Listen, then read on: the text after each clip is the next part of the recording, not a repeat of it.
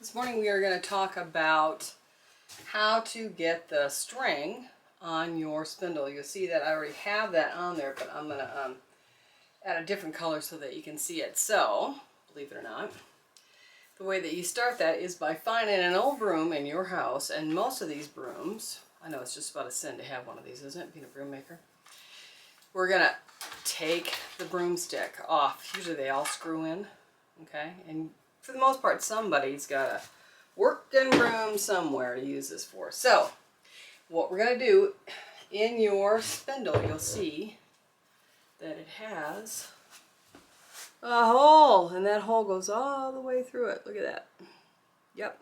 So, what we're going to do with that hole is we're going to take... Anyways, we're going to thread that through there. I think these are a little bit smaller. No, it'll work. We're going to thread these through here. Okay. See that it goes all the way through it. And then what does it do? I thread this through. What's it do? It spins. Just like a sewing machine.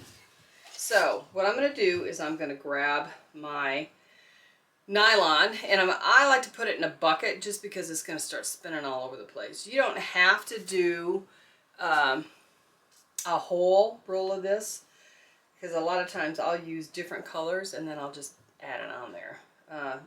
I mean, in a perfect world you'd have, like, let's say 3 colors. You'd have one color here, one color there, one color here, but we'll get there where we got dividers. I don't have that yet. Anyway, so this is how it looks. This is what it does. It spins, right? So let me get my nylon, and I'm just going to attach it to what I've got here. And actually, I'm not going to. I'm going to pull this over and act as if this isn't already on there and show you the whole process. So you see that I'm going to put something bright on here that you can see. Yellow. Okay. And I don't know where my bucket's at, so I'm going to use a basket. And what I'm going to do is just throw this in here. Look. Boom. And I'm going to put that on the ground.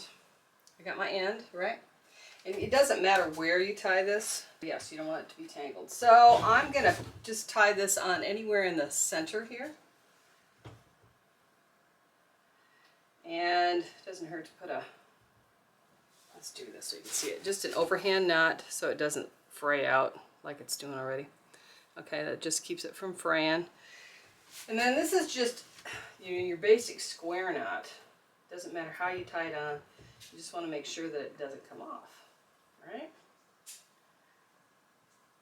Okay, so that's on, and you'll see that it is tied on in between these two pieces of wood, right in the center.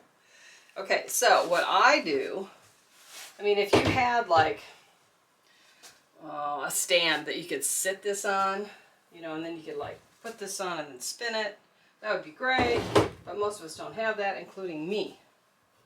So what I do is I use a chair or the table or something, and I am going to start spinning it. And that is how you load it. Now you got to make sure that you keep the tension tight.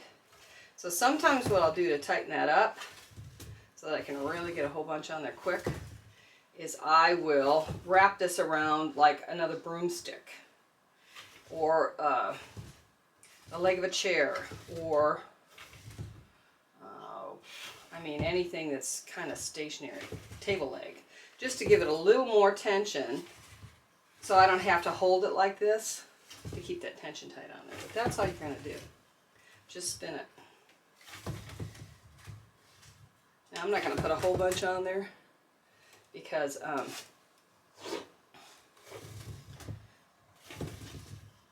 don't need a whole bunch for this next project that I'm going to use, but that's how you load it on there, okay?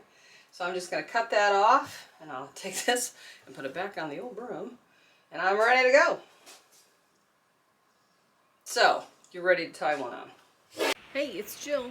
Don't forget to give us a thumbs up and like our videos and subscribe. That way you're always updated on anything basket related that we have on our Jill Choate Basketry channel.